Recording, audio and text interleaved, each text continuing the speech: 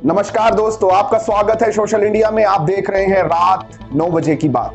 पहले बात करते हैं फेसबुक को लेकर। बीजेपी के प्रति झुकाव रखने का आरोप लगाते हुए कांग्रेस ने फेसबुक के सीईओ मार्क जुकरबर्ग को 2 पत्र लिखे थे। इसके जवाब में फेसबुक ने कांग्रेस से कहा है कि उसकी चिंताओं को लेकर वह बहुत गंभीर है।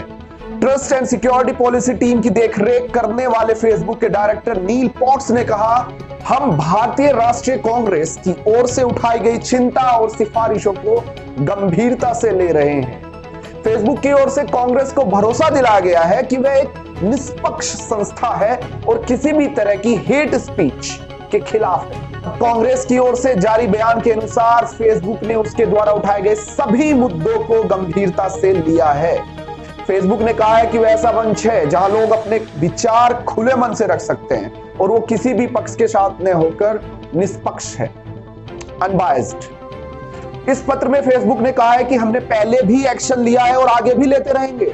आपको बता दें, बीजेपी के बड़े नेता और दूरसंचार मंत्री रविशंकर प्रसाद ने भी फेसबुक को एक इसी तरह का पत्र लिखा था। उन्होंने मोदी यानी हमारे पीएम, भारत के प्रधानमंत्री के प्रति अपशब्दों, गाली गलौज करने वाले अकाउंट्स को बैन करने या फिर प्रोत्साहित ना करने की गुजारिश की थी। उन्होंने भी आरोप लगाया था कि फेसबुक इंडिया के पदाधिकारी एंटी बीजेपी विचारधारा के हैं। अब अगली बात करते हैं अपने पड़ोसी मुल्क पाकिस्तान की।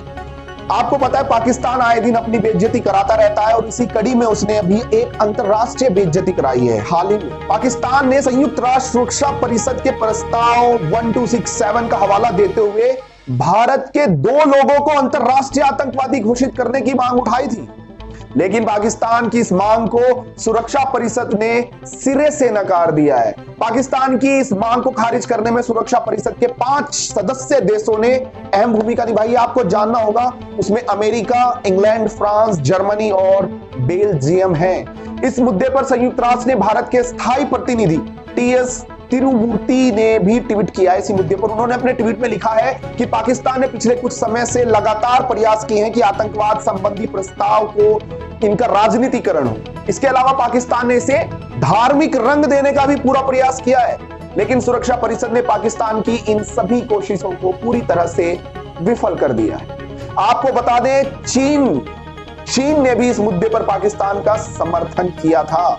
अब सुरक्षा परिषद ने पहले ही 2 नामों की सूची में डालने से मना कर दिया था। वहीं 2 और नाम जो वो बता रहे थे पाकिस्तान, अंगारा अप्पाजी गोविंदा पटनाइक दुग्गी वलसा को कल यानी 2 सितंबर 2020 को आतंकवादी घोषित करने से मना कर दिया है। सूत्रों की माने तो पाकिस्तान के पास अपने दावे को साबित करने के लिए कोई ठोस सबूत या कोई दावा नहीं था। अब अगली बात कोरोना काल के बाद देश पर आए आर्थिक तंगी से जुड़ी हुई है, जो कि बहुत गंभीर मुद्दा है। अभी हाल फिलहाल देश के सामने 31 अगस्त को ईएमआई का मॉरिटोरियम भी हट चुका है, हमें पता है, और सरकार ने कह दिया है कि हम मॉरिटोरियम पीरियड्स का ब्याज माफ नहीं करेंगे, बल्कि चक्रवृद्धि ब्याज वसूलने के कॉल जनता के पास आने शुरू हो गए हैं। जो ईएमआई पे अब तक छूट मिली हुई थी, उस पे चक्रवृद्धि ब्याज लेगी सरकार। 30 सितंबर से हटाए गए जो ये मॉरिटोरियम जो हटाया गया है, अब ये एनपीए से भी हट गया। आपको पता है, जो लोन जो ईएमआई नहीं दे पाते, 3 महीने की ईएमआई अगर ब्रेक हो जाती है तो सरकार उसे एनपीए में डाल देती है। तो अभी तक तो एनपीए पे मॉरिटोरियम लगा हुआ था कोरोना काल की वजह से, लेकिन अब वो हट गया है। अब सरकार के पास पैसा नहीं है तो देश कैसे चलेगा? अब देश के पास पैसे के नाम पर सिर्फ गोल्ड रिजर्व और एक्सचेंज रिजर्व ही बचा हुआ है, और ईश्वर ना करे, भगवान ना करे, उसे हमें बेचना पड़े या गिरवी रखना पड़े। यकीन मानिए, अब देश के युवाओं के पास सरकारी अधिकारियों, कर्मचारियों से जलने की भी कोई बड़ी वजह नहीं है। सब बराबर ही हो गए हैं। ले ऑफ और पे कट्स के लिए सब मानसिक रूप से तैयार हैं, रहना होगा। बुजुर्गों की पेंशन में भी कटौती हो सकती है, क्योंकि उधारी ही एलआईसी प्रोविडेंट फंड और फिक्स डिपॉजिट की है, जो चुकानी है। अब देश चलाने के लिए सरकारों के पास अर्थशास्त्री और वित्त विशेषज्ञ होने की बहुत जरूरत है, लेकिन हमारे पास क्या है?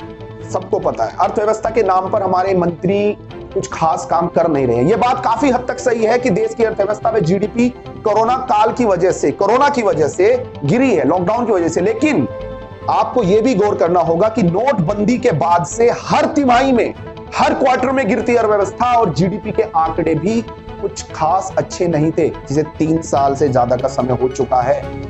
आज के लिए इतना ही। कल फिर मिलते हैं रात 9 बजे की बात में।